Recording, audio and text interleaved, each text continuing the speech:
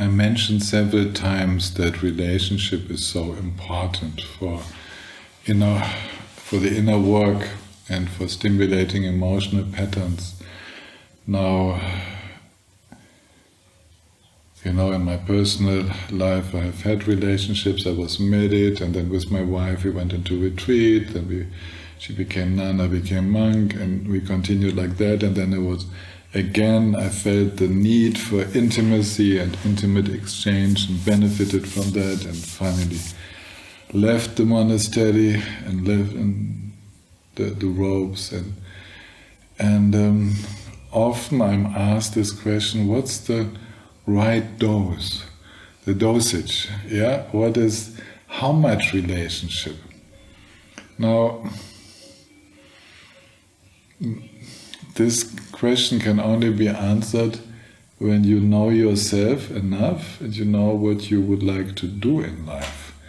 Now, for me, this path of awakening is the prime thing, the central thing in my life. So I'm married with the Dharma, I'm married with that path, you can say with my commitment to walk this path for the benefit of all. I'm married to that before I meet my partner. And so that doesn't mean that she is always the second most important, but actually it means that we both need to be together in that same direction, and then no one feels second. On the level of relationships, we are the most important relationship that is going on right now, but it is not the most important thing in our life. And I think this is something which is not so easy. No, it is easy to communicate, but not so easy to integrate in our lives, that actually we are putting too much weight on the relationships as being fulfillment, as being a source of fulfillment. The actual fulfillment or happiness does not come from the relationship, but how we are in relation to ourselves and the whole world. So we can be happy with or without relationship. And that's a sound basis. So how much relationship we need actually depends on the question, how much can I be alone and work with my inner stuff and be truly happy? How much do I depend on having a relationship? How much stimulation is too much? And definitely, if I were to lose my time in the relationship with meaningless activity, I would probably not stay very long in that. Because a relationship is not a self-serving activity or aim. It is in order to enhance each other. We are enhancing each other's development in this life. And the time to end a relationship is when, instead of enhancing each other's development, we become an obstacle to each other's development and actually create a lot of harm, a lot of pain. Well, that can be for a few months and so on. We don't give up just because there is a crisis. That's not the point. Crisis is very good. We go through, we learn from it.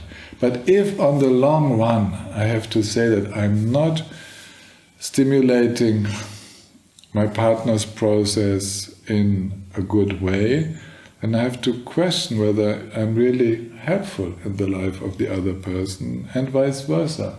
Yeah, it's like if we harm each other, if we drag each other down, then definitely it's time to consider to continue differently. So the right dose is actually what stimulates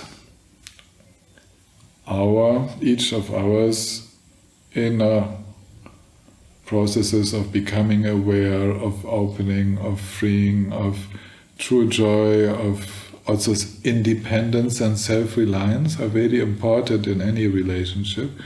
So all of that, when that is stimulated, when we help each other to become more flexible, more open-hearted, and